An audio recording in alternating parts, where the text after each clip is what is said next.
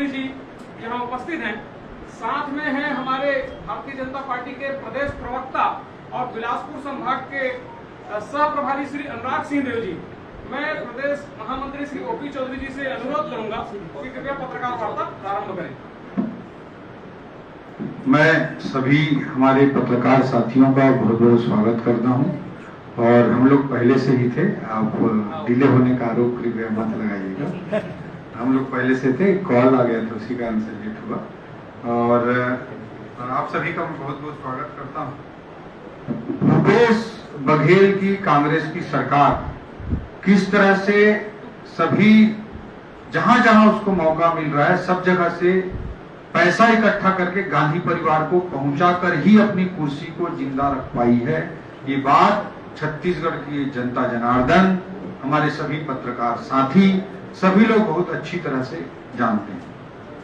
आखिर शराब हो, कोयला हो, सब में इन्होंने पैसा इकट्ठा किया और गांधी परिवार को लगातार पहुंचाया है। इसी तरह से महादेव ऐप के माध्यम से भी छत्तीसगढ़ के युवाओं की, हमारे छत्तीसगढ़ के भावी पीढ़ी की जिंदगी को बर्बाद करते हुए उनको गेमिंग के लत में, जुआ की लत में धकेलते हुए इन्होंने सैकड़ों हजारों करोड़ के कारोबार को संरक्षण दिया और वो संरक्षण देते हुए पैसा इकट्ठा कर करके इन्होंने गांधी परिवार को पहुंचाने का काम किया है। इसी संदर्भ में हम आज की प्रेस वार्ता आयोजित करने जा रहे हैं। महादेव ऐप 50 लाख यूजर्स लगभग इसका माना जाता है और इसने 2020 में रेड्डी अन्ना ऐप को एक्वायर किया 1000 करोड़ रुपए, 1000 करोड़ रुपए। मैं मई 2020 में सुपेला में इस पर पहला FIR दर्ज हुआ। वो भी तब दर्ज हुआ जब पैसा इकट्ठा करते रहे और जब इनकी डिमांड बढ़ती गई और जब ये डिमांड में कुछ इनकी ऊंच नीच हुई होगी तब इन्होंने छोटा मोटा केस दर्ज करके उसको रफा दफा करने का काम किया। मैं आप लोगों को ऐसे कई ऐड, लगातार ऐड आते थे अलग अलग जगहों पे, पूरे छत्तीसगढ़ में महादेव ऐप ऐसे बड़े बड़े ऐड निकालता था और ऐड निकाल करके एडवर्टाइजमेंट कर करके महादेव ऐप के लोग पूरा प्रचार करते थे, सब कुछ करते थे और इस सरकार सब कुछ जानते हुए भी चुप बैठी रहती थी।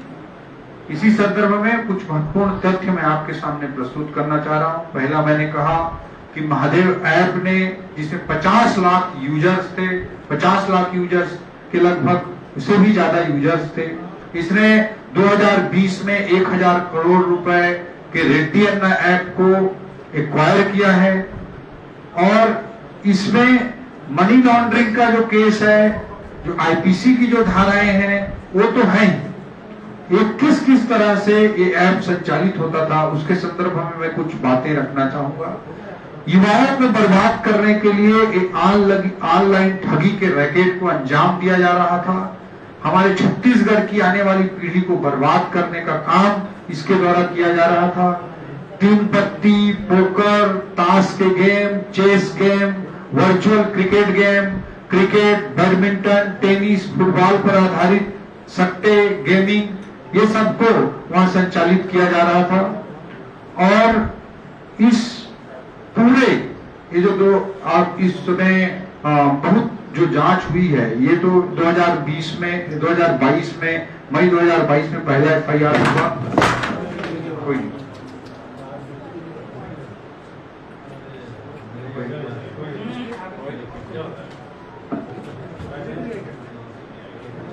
मई 2022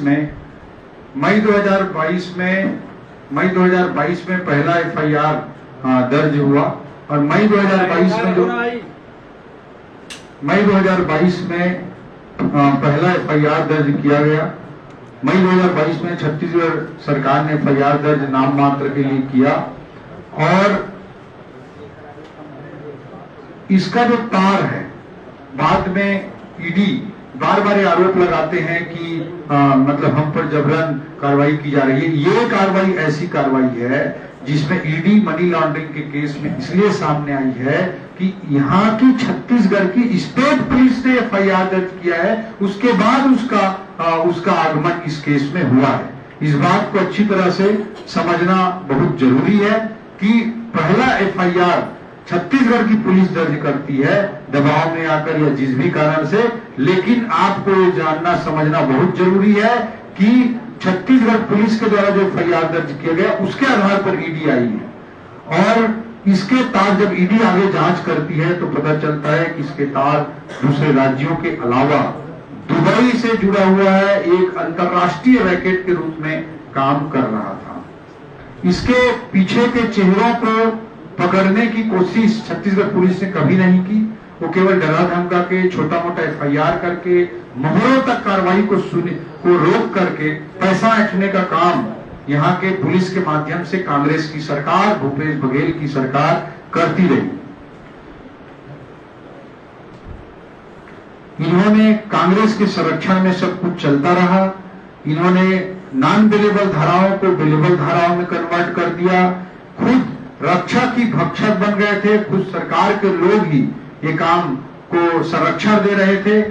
ईडी के आने के बाद जब दूध का दूध और पानी का पानी होने लगा है, जब छत्तीसगढ़ की जनता जनार्दन के सामने ये उजागर होने लगा है कि आने वाली पीढ़ी को किस तरह से कांग्रेस की सरकार बर्बाद करने का काम कर रही थी, तो ये बौखलाहट में आ गए हैं।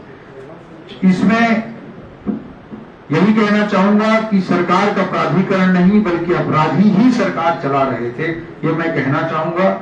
मैं जो ईडी ने जो चार्जशीट प्रस्तुत किया है, उस चार्जशीट में जो चार्जशीट प्रस्तुत किया जाता है, ईडी जो भी आरोप चार्जशीट के माध्यम से लगाती है वो माननीय न्यायपालिका के सामने लगाती है और पूरे साक्ष्यों और तथ्यों के आधार पर लगाती है और कोर्ट में इसे प्रस्तुत किया जाता है, माननीय जजों के सामने प्रस्तुत किया जाता है। इसमें आरोप लगाया गया है कि एडिशनल एसपी रैंक के लोग 65 लाख रुपए प्रति माह के पैसे ले रहे थे, ये चार्जशीट कहता है। आप लोगों से सभी पढ़े भी होंगे और मैं आपसे लोगों से भी आग्रह करूंगा कि इसको देखें और छत्तीसगढ़ की जनता जनार्दन के सामने लाएं कि 65 लाख रुपए तो एडिशनल एसपी रैंक के लोग ले रहे थे, तो इसमें आगे जो बड़े सरगना जुड़े हुए थे वो कितने पैसे लेते रहे होंगे, इसका आकलन आप स्वयं लगा सकते हैं। मैं एक महत्वपूर्ण बिंदु की ओर आप लोगों का ध्यान आकृष्ट करना चाहूंगा कि ईडी ने जो प्रेस नोट जारी किया है उसमें से कुछ चंद लाइनों का मैं जिक्र करना चाहूंगा जो कोर्ट के सामने भी ईडी तथ्यों और सबूतों के साथ प्रस्तुत कर रही है। ED investigation has revealed that ASI Chandrabhushan Verma was acting as the main liaisoner on ground in Chhattisgarh. He along with Satish Chandrakar was receiving healthy money via Hawala from Dubai-based promoters of Mahadev online book and were distributing the same to senior police officers and leaders politically connected to Chief Minister's office as protection money. मैं इसका हिंदी अनुवाद भी आपके सामने रखना चाहूंगा। हमारे बहुत सारे हिंदी चैनल भी हैं। ईडी की जांच में पता चला है कि एएसआई चंद्रभूषण वर्मा छत्तीसगढ़ में मुख्य लाइजनर के रूप में काम कर रहा था। वो सतीश चंद्राकर के साथ दुबई स्थित महादेव ऑनलाइन बुक के प्रमोटरों से हवाला के माध्यम से मोटी मासिक धनराशि प्राप्त कर रहा था और इसे वरिष्ठ पुलिस अधिकारियों और मुख्यमंत्री कार्यालय से राजनीतिक रूप से जुड़े नेताओं को संरक्षण के रूप में राशि वितरित की जा रही थी। ये ऑफिशियली प्रेस नोट में किसी डिपार्टमेंट ने जारी किया है, कोर्ट में प्रस्तुत किया है। ये लाइनें बहुत महत्वपूर्ण है। इसके अलावा मैं उद्धृत करना चाहूंगा ASI Chandrabhushan Verma is not a very senior officer in the police hierarchy but through his relationship with Vinod Verma political advisor to Chief Minister Mr. Bhupesh Baghel and with the help of money power received from kickbacks sent by Ravi Uppal in Dubai, he has managed to influence senior officers.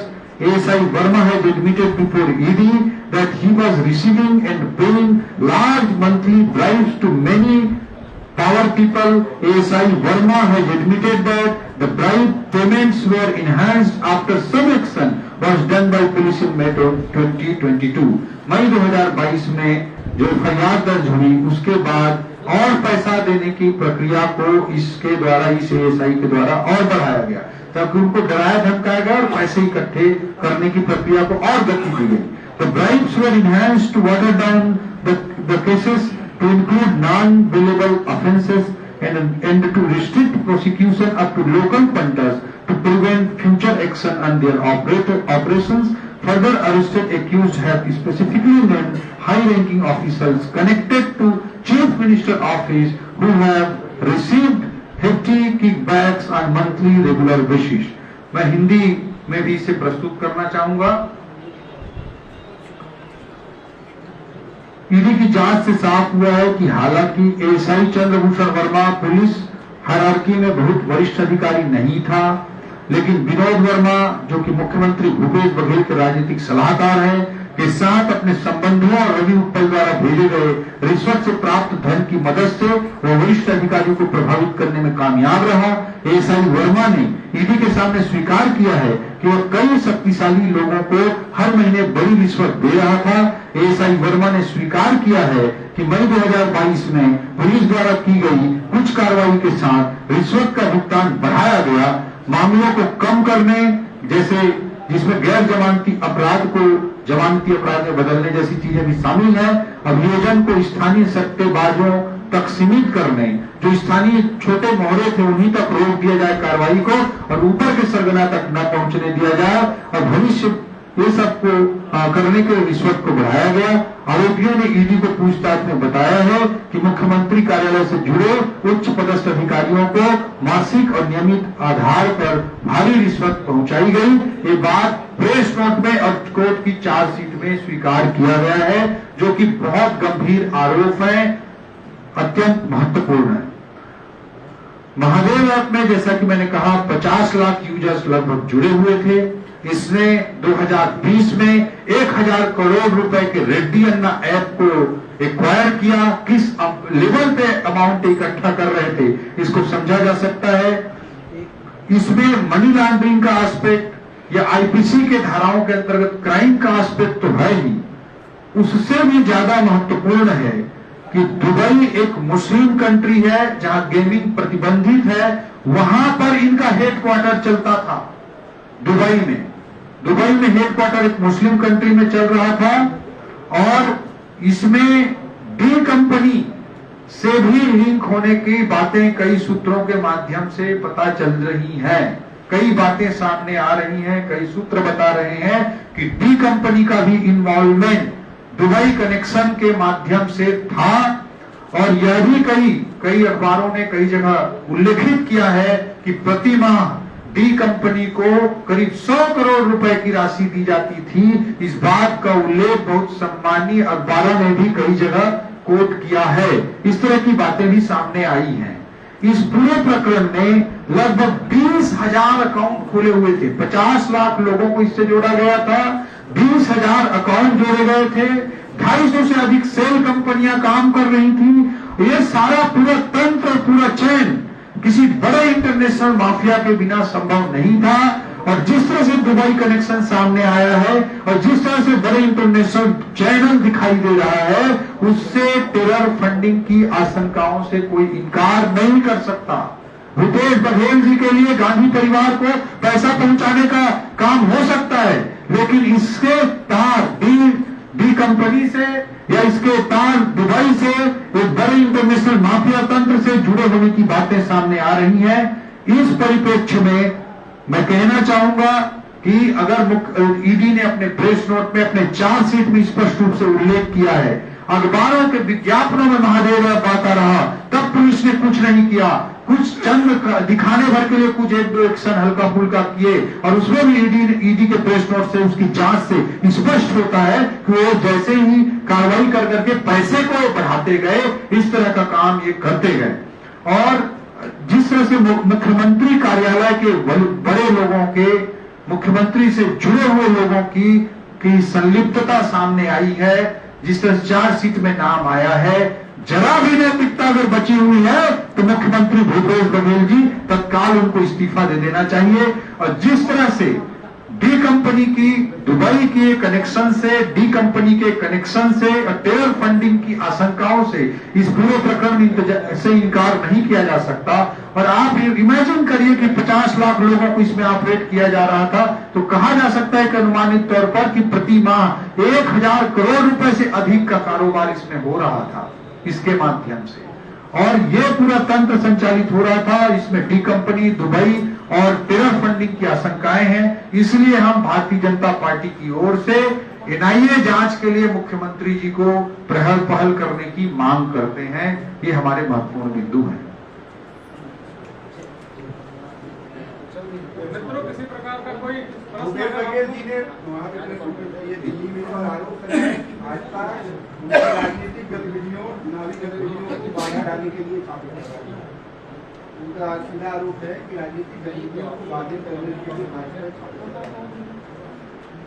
देखिए, मैं यही कहना चाहूंगा कि आखिर भूपेश बघेल जी और कांग्रेस डर क्यों रहे हैं?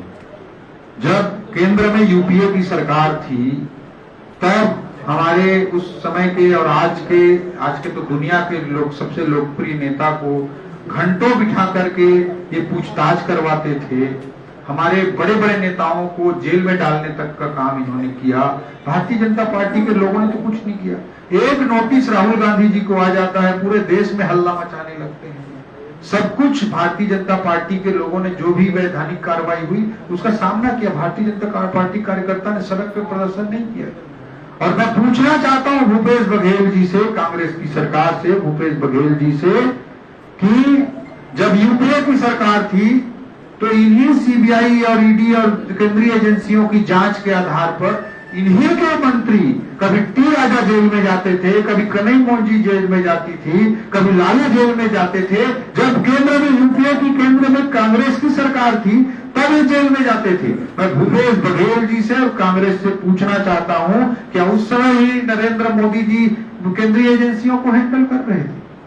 ये बातें बिल्कुल खोखली हैं। और मैं बोलना चाहूंगा कि 96.4% जो कन्विक्शन रेट है ईडी के जितने केस होते हैं, मतलब उतने में दोष सिद्धि हुआ है आज तक के, और मात्र 2.98 लगभग 3% मामले ही राजनीतिक लोगों से जुड़े हुए हैं।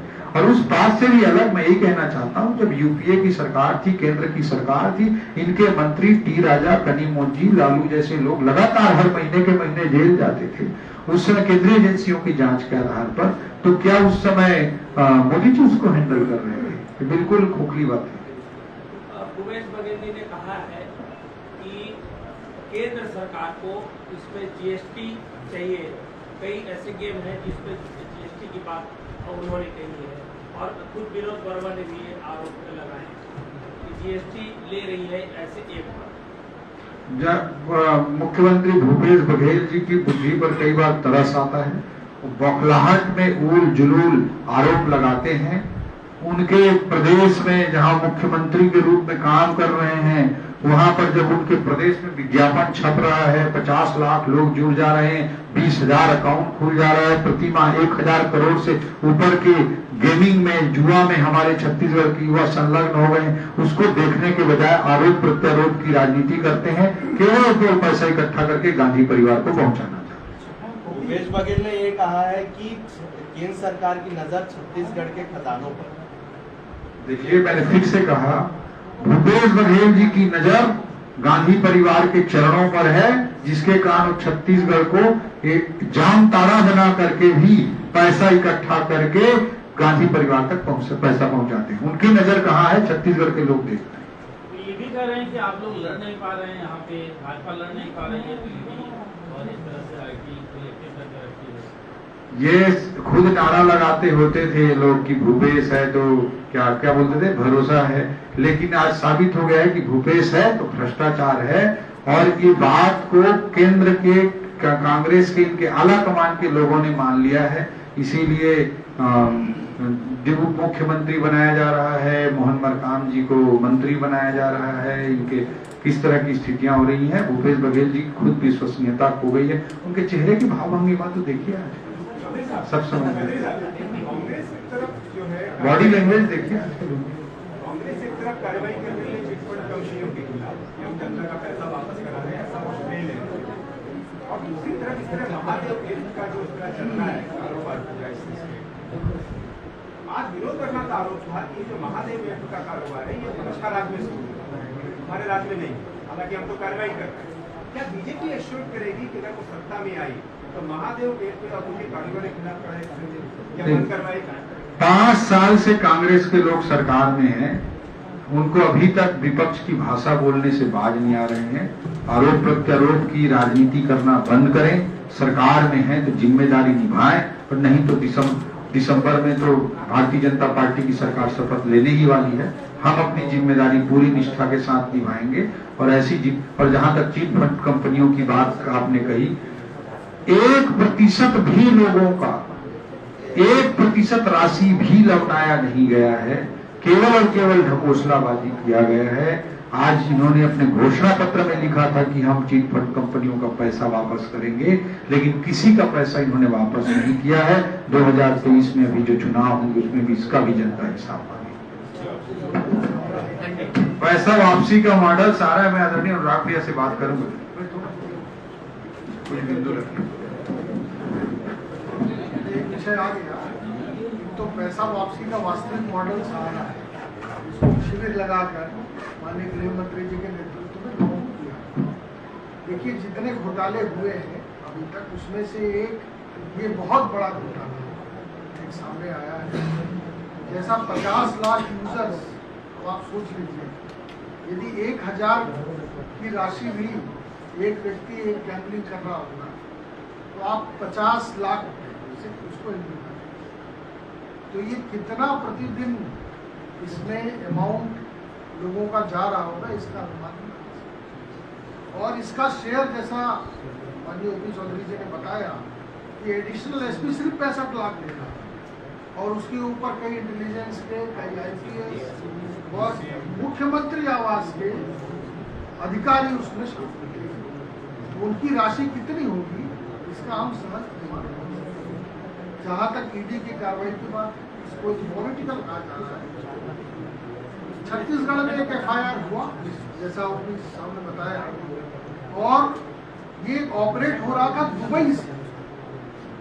जब राष्ट्रीय और अंतर्राष्ट्रीय स्तर पर ऑपरेट हो रहा है तो अपने आप ईडी की भूमिका शुरू हो अपने आप, और इसमें पॉलिटिकल विषय है ही नहीं। FIR जो दर्ज हुआ वो छत्तीसगढ़ की पुलिस ने किया है, उसके आधार पर ईडी मनी लॉन्ड्रिंग का केस को आगे बढ़ रही है। तो इसमें आरोप प्रत्यारोप आखिर बहुत बहुत धन्यवाद मित्रों।